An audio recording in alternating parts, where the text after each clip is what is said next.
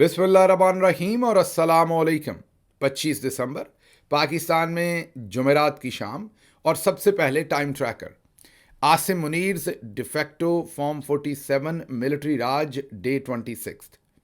याद दहानी, अगर अभी तक इस यूट्यूब चैनल को सब्सक्राइब नहीं किया तो ज़रूर कीजिए ताकि आप हमारी आवाज़ को मजबूत बना सकें। आज की अहम खबरों में 25 दिसंबर के लिहाज से सबसे पहले तो क्रिश्चियन फ्रेंड्स के लिए क्रिसमस की ढेरों ढेर मुबारकबाद। उसके बाद दूसरी बड़ी आज की जो खबर है, जो बात है, वो कायदे आज़म मोहम्मद अली जिन्ना रहमतुल्लाह अलैह का यौम पैदाइश। उनका आज 149th यौम पैदाइश है, 149वां। इसके लिए पूरी कौम को मुबारकबाद। और एक बार फिर याद दिलाते चलें कि जो लार्जर इंडिया बर सग़ीर है, उसका जो सियासी जो पस मंज़र है और उसके साथ साथ आने वाला वक्त है, उस तमाम तारीख़ के धारे को बदल कर रख दिया था मोहम्मद अली जिन्ना ने। उन्होंने माइनॉरिटीज़ के तहफ़्फ़ुज़ के लिए एक नया मुल्क ही बना डाला। माइनॉरिटी कौन होता है? जो कमज़ोर होता है। और मेजॉरिटी कौन होता है? जिसके पास ताकत ज़्यादा होती है, नंबर की वजह से या किसी भी और वजह से ताकत हो तो उसको ज़ाहिर है कुछ और कहेंगे, लेकिन नंबर ज़्यादा होने की वजह से जिसके पास ज़्यादा ताकत होती है वो मेजॉरिटी है। लेकिन आज पाकिस्तान में ना ही माइनॉरिटीज़ उस तरीके से महफूज हैं जैसा वादा कायदे आज़म मोहम्मद अली जिन्ना ने किया था, और ना ही कमज़ोर उस तरीके से महफूज है जैसा वादा उन्होंने किया था। अब किसी के पास ताकत मेजॉरिटी की वजह से हो या डंडे की वजह से हो, दोनों सूरतों में ताकतवर जो है वो कायदे आज़म मोहम्मद अली जिन्ना का जो प्रॉमिस था, जिस प्रॉमिस के ऊपर ये मुल्क मार्ज़ वजूद में आया था और जो एश्योरेंस दी थी उन्होंने अपने हमवतनों को, वो आज उस तरीके से बदकिस्मती से पूरी होती हुई नज़र नहीं आ रही। कायदे आज़म मोहम्मद अली जिन्ना का खिताब स्टाफ कॉलेज कोयटा फ़ौजी अफसरान के साथ जून 14 1948 1948 उन्होंने वहाँ पर खिताब करते हुए कहा, do not forget that armed forces are the servants of the people, you do not make national policy, it is we the civilian who decide these issues, and it is your duty to carry out these tasks with which you are entrusted. ये उनका कहना था। काश इसको याद रखा जाता। बदकिस्मती से ना ही इसे याद रखा गया है, ना ही इस पर अमल किया जा रहा है। पिछले दिनों ही महमूद अचकज़ई कह रहे थे कि कायदे आज़म जिन पर सभी का इत्तफ़ाक़ है और उनकी बात सभी सुनते और मानते हैं, लेकिन बदकिस्मती से हमारे जो मिलिट्री डिक्टेटर हैं वो उनकी बात भी नहीं मानते। ये उनका जो फरमान है, अगर थोड़ा सा आप देखें तो बहुत ही ब्लंट लग रहा है। ऐसा ही है ना, बहुत ही सीधी सीधी बात कह दी कि आपका काम नहीं है, आप अपनी हदूद में रहें। लेकिन शायद उस वक्त लोगों को बहुत ही ज़्यादा सीधी बात लग रही हो, लेकिन आज जब रेट्रोस्पेक्शन में देखते हैं तो आपको अंदाज़ा होता है कि क्यों कायदे आज़म रहमतुल्लाह अलैह ने इतने सीधे अल्फाज में मना किया था कि आपने ये पंगेबाजी नहीं करनी। आपने जो कुछ आज आसिम मुनीर कर रहे हैं या इससे पहले जो मिलिट्री डिक्टेटर्स ने किया, इसको सख्ती से कायदे आज़म मना करके गए थे। ये जो खुद से ही चोज़न वन का ये खिताब ले लेते हैं, खुद से ही सेवियर बन जाते हैं पाकिस्तान के, खुद से ही कहते हैं कि मैंने सबको बचाना है। अब ऐसे ही है जैसे घर के अंदर जिसके पास बंदूक हो, वो कहे कि अब मैं सबसे ज़्यादा सगा हूँ घर का, मैंने बचाना है और सब सीधे हो जाएं, जो मैं कहूँगा वही होगा। तो कायदे आज़म रहमतुल्लाह अलैह कितने विजनरी थे, उनको हमारे डीएनए का कितना पता था। उन्होंने कितनी सरजनिश के साथ, कितनी सख्ती के साथ, जैसे कहते हैं दो टोक अल्फाज के अंदर वार्न करके गए थे कि ख़बरदार आप अपनी हदूद में से बाहर निकले, ये आपका काम नहीं है। लेकिन जैसे ही आपको पता है कि थोड़ी सी उनकी तबीयत ख़राब हुई तो जो हमने उनके साथ ट्रीटमेंट किया वो आप सबको याद ही है। जैसे उनके आखिरी पल कराची एयरपोर्ट से निकलते हुए उस एम्बुलेंस के अंदर गुजरे, जो एम्बुलेंस ख़राब थी, हब्स थी, और उनकी बहन कभी अंदर बैठती थी एम्बुलेंस के, कभी बाहर भागती थी, कभी मक्खियाँ उड़ाती थी, और फिर उसके चंद घंटों के बाद ही वो इंतकाल फरमा गए, रहलत फरमा गए, और रेस्ट इज़ द हिस्ट्री। उसके बाद डिक्टेटर चढ़ दौड़े हम पर और उन्होंने हमें ये बताया कि इस मुल्क में, ये मुल्क हमारा है, तुम हो खामखा इसमें। जो कुछ कायदे आज़म रहमतुल्लाह अलैह इनको समझा के गए थे, उससे कम्प्लीटली अपोजिट कार्रवाइयाँ अयूब खान से लेके आज तक हम जो हैं वो कर रहे हैं और मान भी नहीं रहे। और जो क्रिटिसाइज़ करता है उसको इंतशारी, मुल्क दुश्मन, बागी और हर वो टाइटल देते हैं जो असल में बिल्कुल अपोजिट हरकतें आप खुद कर रहे हैं। لیکن چلیں ہم کس چیز کا گلہ کریں، ہم کس کھیت کی مولی. یہاں پر تو قائد اعظم رحمۃ اللہ علیہ کی بہن کو نہ بخشا گیا، فاطمہ جناح رحمۃ اللہ علیہ کو بھی یہی سب کچھ کہا گیا. آپ سب کے سامنے انہیں باغی، غدار، ایجنٹ اور پتہ نہیں کیا کچھ کہا گیا. کس طرح کے مقدمے ان پر نہیں بنائے گئے، کس طریقے سے ان سے الیکشن لوٹا گیا، اور جو ان کے ساتھ زیادتیاں کی گئیں اسی کی وجہ سے بعد میں 1971 میں ملک دو ٹکڑے ہو گیا جو قائد اعظم محمد علی جناح بنا کر گئے تھے. اور ہمیں آج تک جو بتایا جاتا ہے کہ 27ویں رمضان کو بنا تھا اور پاکستان رہتی دنیا تک رہنا ہے اور کوئی اس کو چھیڑ نہیں سکتا، ہاتھ نہیں لگا سکتا. حالانکہ ہم نے خود ہی اپنی غلطیوں سے 27 رمضان المبارک کو بننے والے پاکستان کو دو ٹکڑوں میں 16 دسمبر 1971 کو کروا لیا. اور اس کی جو داغ بیل تھی وہ اس وقت کے ڈکٹیٹر جو ایوب خان ہیں، آرمی چیف تھے جو اس وقت کے، وہ ڈال کر گئے تھے.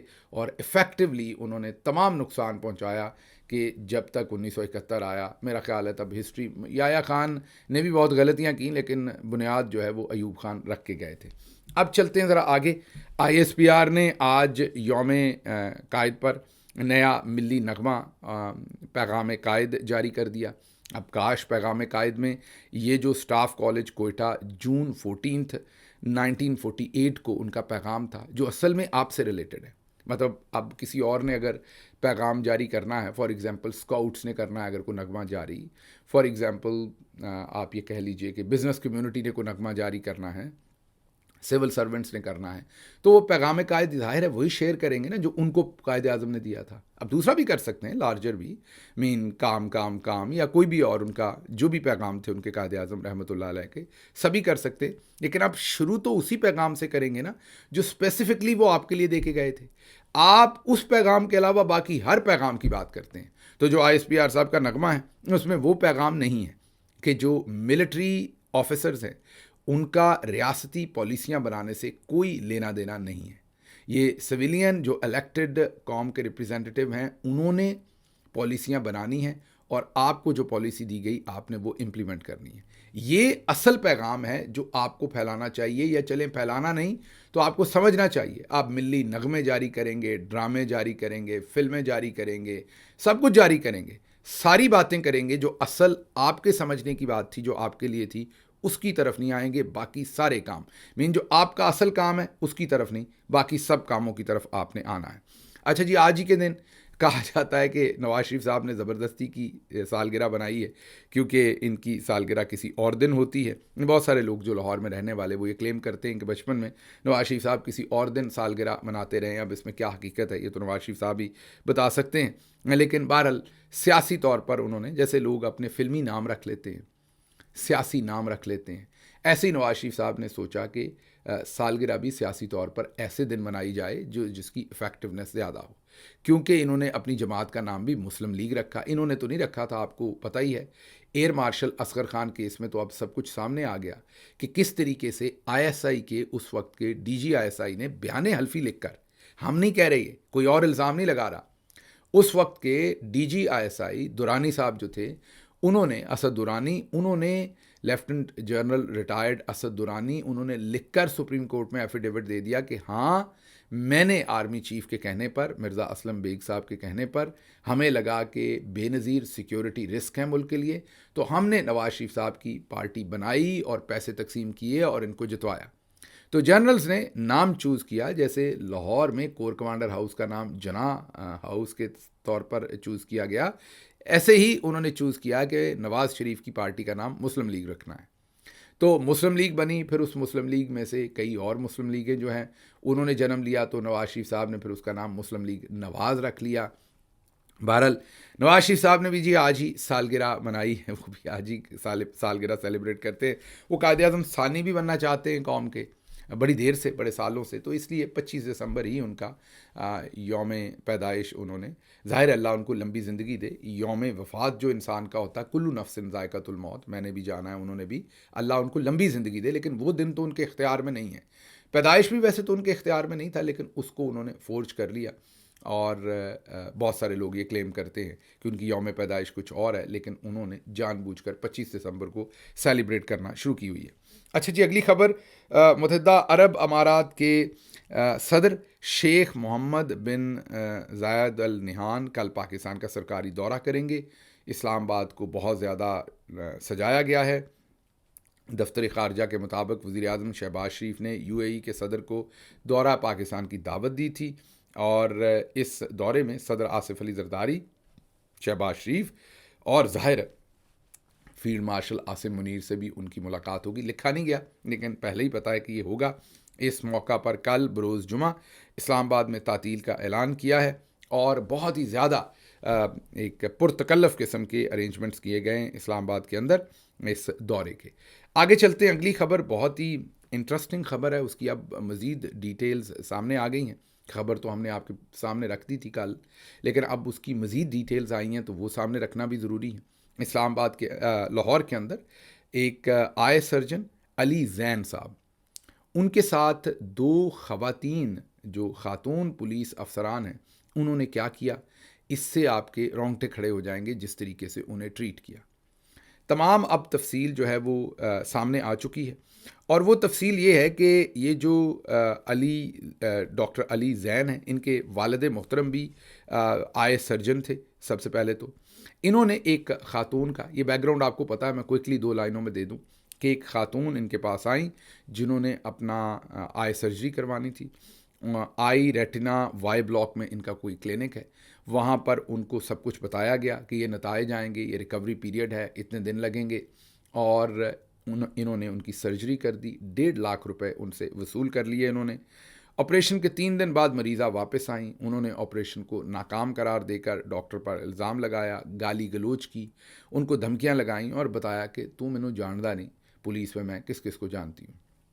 اس کے بعد مبینہ طور پر S P superintendent of police کی رشتہ دار ہے، یہ لوگ کلیم کر رہے ہیں میڈیا کے اوپر. اور پھر اب پوڈ کاسٹ بھی آ گئی ہے ڈاکٹر علی زین کی. وہ جو بات پہلے اشاروں میں تھی، پہلے بات تھی کہ پتہ نہیں ایسا ہوا ہے کہ نہیں ہوا، وہ سب کچھ اب کلیئر ہو گیا ہے، کیونکہ ڈاکٹر علی زین نے پوڈ کاسٹ کر دیے ہیں. دو انٹرویوز ان کے کم از کم میں نے دیکھے ہیں، جس میں وہ کلیئرلی بتاتے ہیں کہ یہ جو مرڈر بریک والی شہر بانو نقوی ہیں، وہ یاد ہے نا، جنہوں نے مرڈر بریک لی تھی. جیسے آپ کافی بریک لیتے ہیں، آپ سے کوئی پوچھتا کیا پئیں گے، آپ کہتے ہیں کافی. یا آپ کو پتا ہے کہ گائنی وارڈ سے ڈاکٹر نکلتی ہے، ان سے کوئی پوچھتا ہے کیا ہوا، وہ کہتے ہیں لڑکی یا لڑکا. اسی طرح ان سے اس ہوسٹ نے پوچھا کہ میڈم آپ گئی تھیں، کیا ہوا تھا، انہوں نے کہا مرڈر. جان سکتے ہو کیا ہوا تھا؟ مرڈر. تو وہ جو مرڈر بریک والی ہیں، اور دوسرا آپ کو یاد ہوگا وہ ہیں والی، وہ یاد ہے نا، ہیں، انہوں نے جو ہیں کہا تھا، وہ والی محترمہ کا پتہ چل رہا ہے کہ انہوں نے ڈاکٹر صاحب کو بلایا، ان کو دھمکیاں شمکیاں لگائیں. وہ پوری کہانی ڈاکٹر صاحب نے پوڈ کاسٹ میں بیان کی. اگر آپ کو موقع ملے تو ضرور دیکھیے پوڈ کاسٹ. ڈاکٹر علی زین لکھ کر سرچ کریں گے تو آ جائیں گے پوڈ کاسٹ جو انہوں نے کیے. اس میں انہوں نے پوری کہانی سنائی کہ پہلے ایس ایچ او کو بھیجا گیا، یہ خرم ہی ہوگا میرا خیال، ایس ایچ او جو اس دن خرم ان کو بتا رہا تھا. بہرحال پہلے ایس ایچ او کو بھیجا گیا. ایس ایچ او نے ڈاکٹر صاحب کو آ کے ایس پی صاحبہ کا پیغام، اے ایس پی، یہ ایس پی نہیں ہے ابھی لیکن انہیں چارج ایس پی کا دیا ہوا ہے. پہلے ڈیفنس میں تھیں، آج کل ادھر گلبرگ کی سائڈ پر یا ماڈل ٹاؤن کی سائڈ پر اس طرف کہیں لگایا ہوا ہے. تو یہ جو اے ایس پی صاحبہ ہیں، شہر بانو نقوی صاحبہ، جو کلیم کرتی ہیں کہ میں، یا لوگ کہتے ہیں کہ وہ کلیم کرتی ہیں کہ وہ فیلڈ مارشل کی رشتہ دار ہیں اور محسن نقوی کی رشتہ دار ہیں. یہ محترمہ جو ہے، انہوں نے ڈاکٹر صاحب کو کہا کہ آپ آئیے میرے آفس. ایس ایچ او ان کو پیغام دینے گیا ڈاکٹر صاحب کے مطابق، اور سی سی ٹی وی فوٹیج بھی اب ڈاکٹر صاحب نے اس کی پیش کر دی ہے. اور جب ایس ایچ او وہاں گیا، ان کو پیغام دیا کہ آپ آ جائیں، اور ساتھ جاتے ہوئے ان کے گارڈ کو، ان کے ایک ملازم کو ساتھ لے گیا ڈاکٹر صاحب کے، اور وہاں جا کر اسے تھانے میں بند کر دیا بغیر کسی وجہ کے، بغیر کسی پرچے کے.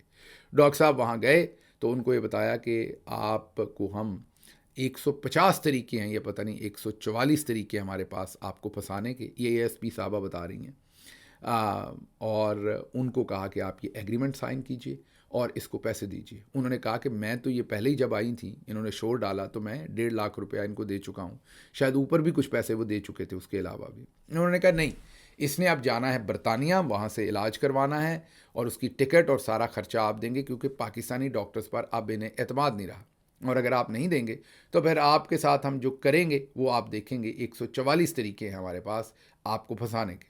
ڈاکٹر صاحب ظاہر ہے بیچارے پھنس گئے. کیونکہ جیل تو نہیں جانا چاہتے تھے شریف آدمی، اور پھر آگے ڈاکٹر صاحبان جتنے بزی ہوتے ہیں آپ کو پتہ ہے، ان کی ساری اپوائنٹمنٹس، آگے انہوں نے سرجریز کرنی ہے تو وہ تو افورڈ نہیں کر سکتے یہ سب کچھ ویسے ہی. تو انہوں نے ان سے زبردستی انہوں نے ویڈیو بیان بھی ٹیپ کیا اپنی مرضی کا، اس کے بعد ان سے دستخط بھی کروائے ایک کاغذ کے اوپر تھانے میں.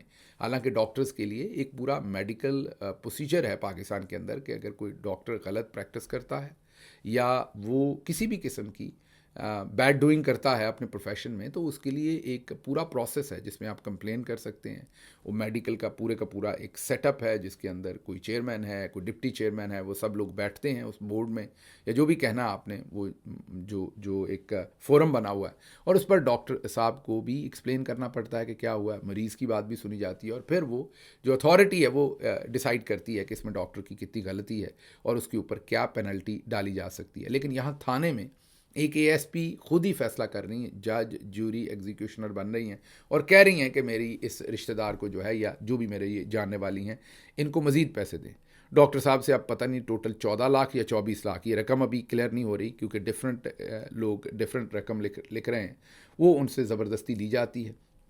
محترمہ یو کے جاتی ہیں، وہاں پر سٹے کرتی ہیں، اس کا خرچہ بھی ڈاکٹر صاحب دیتے ہیں اور ٹکٹ کا خرچہ بھی ڈاکٹر صاحب دیتے ہیں، اور وہاں سے وہ اپنا ٹریٹمنٹ کروا کر واپس آتی ہیں.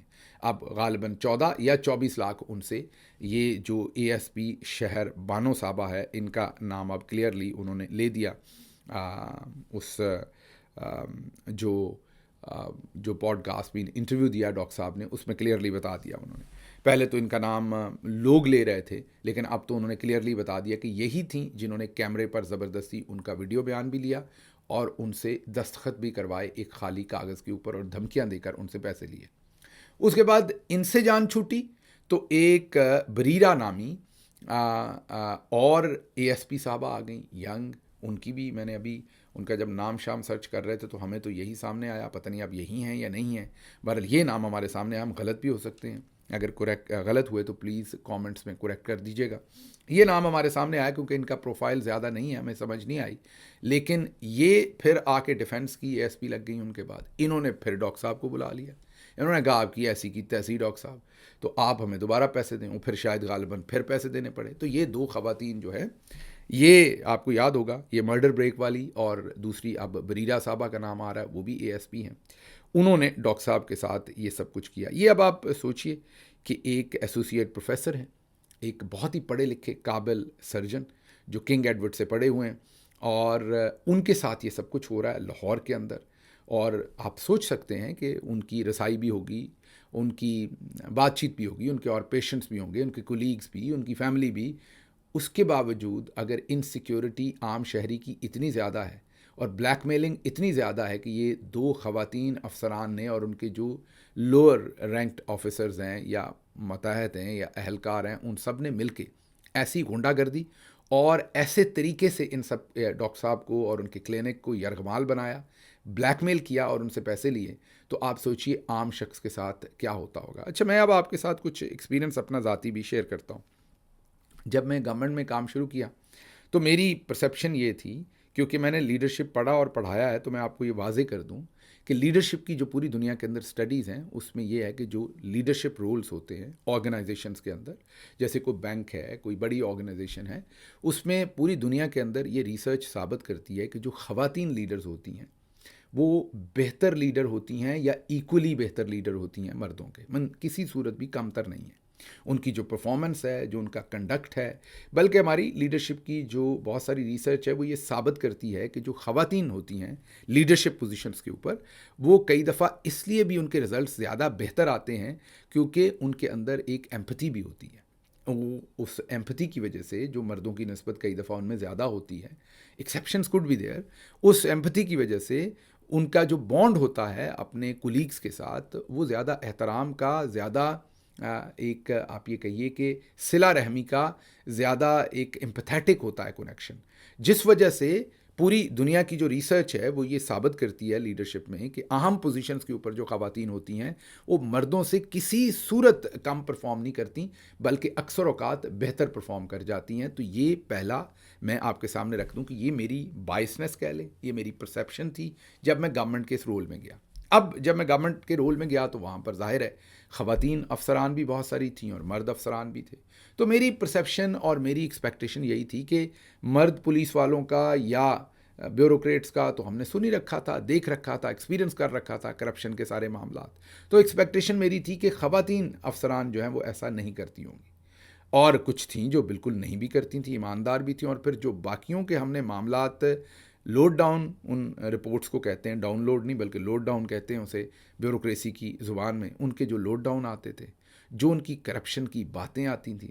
مرد جو پولیس والے یا بیوروکریٹ ہیں وہ بھی جب رشوت لیتے ہیں تو ایک تو پیسے لیتے ہیں ظاہر ہے, ایک وہ بڑے بڑے مہنگے بیگز لیتے ہیں, ایسے ایسے مہنگے بیگ جن کے نارمل لوگوں کو پتہ بھی نہیں ہوگا.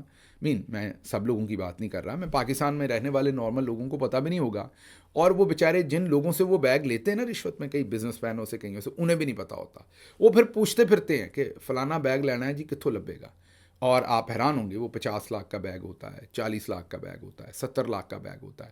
اور وہ جو بزنس مین ہوتا ہے کئی دفعہ وہ بیچارہ ایف اے پڑھا ہوتا ہے یا میٹرک پڑھا ہوتا ہے, اس کو پتہ بھی نہیں ہوتا, وہ پھر کوئی بندہ ڈھونڈتا ہے اور اس کے تھرو وہ بیگ خرید کے تو وہ بیوروکریٹ صاحب کو دیتا ہے. یہ میں مرد بیوروکریٹس کی بات کر رہا ہوں, خواتین کی نہیں کر رہا ابھی, کیونکہ وہ رشوت میں نے آپ کو بتایا کہ پیسوں میں بھی لی جاتی ہے, لیکن پھر اپنی بیگمات, اپنی گرل فرینڈس کے لیے ڈائمنڈ کی رنگز, جیولری, بیگز, گھڑیاں, رولیکس وغیرہ, یہ سب کچھ بھی لیا جاتا ہے. تو میرا خیال یہ تھا ہمیشہ سے کہ یہ مرد زیادہ کرتے ہوں گے, خواتین ایک میرا مطلب فریش جھونکا ہوگا ہوا کا, اور یہ ڈفرینٹ ہوگا. لیکن جب گورنمنٹ میں کام کیا تو پتہ چلا کہ ماشاءاللہ برابر ہے, نہ کوئی زیادہ ہے نہ کوئی کم ہے. جو انی مرد افسران ڈالتے ہیں اتنی ہی انی ہماری جو بہنیں ہیں وہ ڈالتی ہیں, کوئی فرق نہیں ہے. اب اس میں یہ نہیں کہہ رہا کہ خواتین زیادہ کرتی ہیں یا خواتین کم کرتی. خواتین کے بارے میں زیادہ اس لیے ہمیں لگتا ہوگا کیونکہ ہماری ایکسپیکٹیشن ان سے زیادہ ہے, لیکن یقین کیجئے برابر کا کام ہے. جس طرح کے گفٹس, جس طرح کی رشوت, جس طرح کی باتیں وہ کرتے ہیں اس طرح کی خواتین بھی. فرق صرف یہ ہوتا ہے کہ مرد کئی دفعہ ذرا بڑے کھوچل ہوتے ہیں, وہ رشوت اس طریقے سے لیتے ہیں, بڑے منجے ہوئے طریقے سے انہوں نے رشوت لینی ہوتی, نیویگیٹ کرتے ہیں تو رشوت لے بھی جاتے ہیں اور پتہ بھی نہیں لگنے دیتے. ان کا مسئلہ یہ ہوتا ہے کہ شاید اتنی ابھی اسکل نہیں ہوتی رشوت لینے کی, تو سیدھا ٹھا کر کے بچ جاتی ہیں. اور لیکن رشوت اور کرپشن جو ہے وہ برابر ہے. میں ان دو خواتین کی بات نہیں کر رہا, مجھے ظاہر ہے جو ڈاکٹر صاحب نے کہا وہی سامنے بات آ رہی ہے. میں تو یہ نہیں کہہ رہا کہ ان دونوں افسران نے کوئی رشوت لی ہے یا نہیں لی, کیونکہ میرے سامنے تو کوئی ثبوت نہیں پڑا. میں جنرلی اپنا جو ایکسپیرینس گورنمنٹ میں رہتے ہوئے میرا ہوا, ہر ایک جب میں کہتا ہوں تو میجورٹی آف جو بیوروکریٹس ہیں جن کی تنخواہ لاکھ روپیہ, 2 لاکھ روپے, میکسیمم 2.5 لاکھ روپے, انہوں نے 20, 25, 30 لاکھ کی گھڑی اپنی رسٹ پر باندھی ہوئی ہے. اسی طریقے سے مہنگے بیگ پکڑے ہوئے. ان سے پوچھیں تو وہ کہتی ہیں کہ ہماری فیملی بہت رچ ہے, انہوں نے ہمیں یہ بیگز دیے ہیں. لیکن اگر آپ ان کی تصاویر جو ہیں وہ اس پوزیشن سے پہلے کی کہیں سوشل میڈیا پہ دیکھیں تو ایسی کوئی چیز نہیں ہوتی. وہ فیملی تو ظاہر ہے تب بھی رچ ہی تھی, لیکن وہ رچنس جو ہے وہ تب نظر نہیں آتی, نہ گھڑیوں میں, نہ بیگز میں, نہ کپڑوں میں, نہ جوتوں میں. تو یہ انی جو مردوں نے اور عورتوں نے یہ مل کے ڈالی ہوئی ہے پاکستان میں, اس کے اب یہ سامنے تمام کے تمام معاملات آ رہے ہیں. ڈاکٹر صاحب کے ساتھ یہ جو کچھ ہوا ہے وہ افسوسناک ہے, میں یہی کہوں گا. ساتھ ساتھ میری ڈاکٹر صاحب سے ایک ریکویسٹ ہے, ان کے لیے پیغام اگر کوئی پہنچا سکے تو میرا یہ ویڈیو کا حصہ انہیں ضرور پہنچائیے گا. ڈاکٹر صاحب آپ کے ساتھ ہے پوری قوم, ظاہر ہے میں بھی آپ کو سپورٹ کر رہا ہوں, پچھلی دفعہ بھی سپورٹ کیا, ابھی بھی. وجہ کیا ہے؟ وجہ یہ کہ آپ ایک ٹیلنٹڈ آئی سرجن ہیں, لیکن میں نے آپ کے جو دونوں پوڈ کاسٹ دیکھے ان میں ہیوملٹی کی تھوڑی سی کمی ہے. آپ کا بھی معاملہ تھوڑا سا وہی ٹپیکل پاکستانی جو ہمارا سلیوری کا مائنڈ سیٹ ہے. آپ بھی بار بار گریڈ 19 ایسوسیٹ پروفیسر, گریڈ 19 آپ کے لیے اتنا کہنا کافی ہے کہ آپ ایک پروفیسر ہیں اور آپ ایک ڈاکٹر ہیں. فار گاڈ سیک, یہ آپ کیا کہہ رہے ہیں گریڈ 19 آپ بھی اے ایس پی صاحبہ ہی بن رہے ہیں, آپ بھی طاقت کا عنصر ہی کہیں سے لا رہے ہیں. پھر آپ نے ایک اور جملہ استعمال کیا کہ آپ بیسٹ سرجن کے ساتھ, اگر یہ نو ڈاؤٹ آپ بیسٹ سرجن ہوں گے, بٹ لیٹ اس سے دیٹ آپ خود اپنے بارے میں یہ کہتے ہوئے اپنے لیے مخالفت لیں گے تو آئندہ آپ جو انٹرویو دیں, میرا مشورہ ہے, مانے یا نہ مانے وہ آپ کی مرضی ہے, لیکن کمیونیکیشن میں یہ 2-3 ایررز میں نے دیکھے کہ آپ ہیوملٹی رکھیے, اپنے آپ کو بڑھا چڑھا کے اپنے انٹرویوز میں آپ نہ بتائیے, let other people talk. No doubt آپ بہترین ڈاکٹر ہوں گے, شاید بیسٹ ڈاکٹر ہوں گے, اور آپ گریڈ 19 میں بھی ہوں گے, لیکن یہ آپ کے بتانے کی چیزیں نہیں. آپ اپنا مدعا یہ رکھیے کہ آپ ایک ڈاکٹر ہیں, اب بتائیے آپ کنگ ایڈورڈ سے پڑھے ہیں, اپنی اسپیشلائزیشن بتائیے. بتائیے آپ ایسوسیٹ پروفیسر ہیں, اس میں سے وہ گریڈ والا کام ذرا مائنس کر دیں. اب بتائیے کہ آپ ایسوسیٹ پروفیسر ہیں اور آپ کے ساتھ یہ ہوا, تو just be plain simple, transparent, honest, اور لوگوں کے سامنے رکھیے. Let people support you, people like us, common people like us, ہم سب آپ کو سپورٹ کریں گے, ہمارے سننے والے آپ کو سپورٹ کریں گے. تو ذرا آپ بھی اپنے آپ میں سے اے ایس پی صاحبہ والے وہ گریڈ شریڈ تھوڑے سے واپس لے لیں, تو یقین کیجئے آپ کو زیادہ فائدہ ہوگا.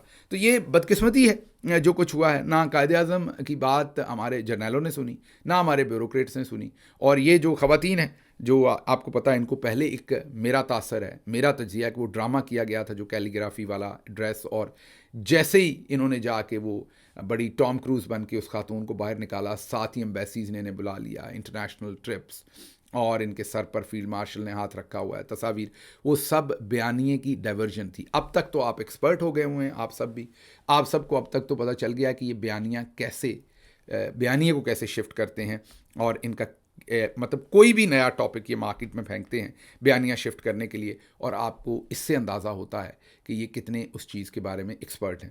اچھا جی, شہزاد اکبر صاحب سے میری آج بات ہوئی ڈیٹیل میں.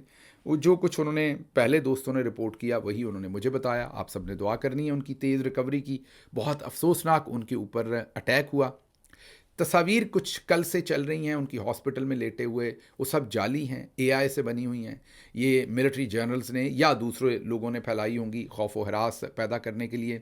پرپز ایک ہی ہے کہ خوف و ہراس پھیلے اور لوگ بولنا بند کریں. ان کی ابھی تک کوئی تصویر کسی کے پاس نہیں ہے. مین کھینچی نہیں انہوں نے تصویر, تو وہ ایشو کیسے ہوگی, لیک کیسے ہوگی. تو کوئی بھی تصویر جو آپ شہزاد اکبر سے ریلیٹڈ, ان کے اوپر اٹیک سے ریلیٹڈ آپ دیکھ رہے ہیں, وہ جال سازی سے بنی ہوئی اے آئی کی تصاویر ہیں. کچھ اصل میں ایسی ان کی تو کوئی تصویر سامنے نہیں آئی, اور ظاہر ہے پولیس اس کے اوپر کام کر رہی ہے. ہم دیکھیں گے کہ آنے والے دنوں میں جو برٹش پولیس ہے وہ اس کو کیسے سالو کرتی ہے. سارے معاملے کو کلوزلی واچ کریں گے, آپ کے سامنے بھی رکھیں گے. بہت افسوسناک واقعہ ہے.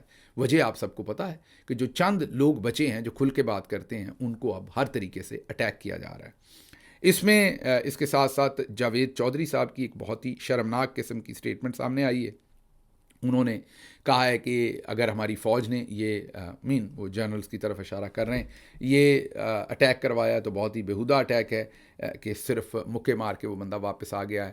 اور وہ شاید یہ کہنا چاہ رہے ہیں جاوید چودھری کہ یہ شہزاد اکبر صاحب پر کسی اور نے ایسے ہی اٹیک کر دیا ہوگا. پھر کہا کہ شہزاد اکبر جو ہیں وہ فیض حمید نے عمران خان کو دیے تھے, اور شہزاد اکبر جو ہے عمران خان تو ان کو جانتے بھی نہیں تھے, فیض حمید نے ان کو دیا تھا اور وہ ان کے ساتھ کام کر رہے تھے.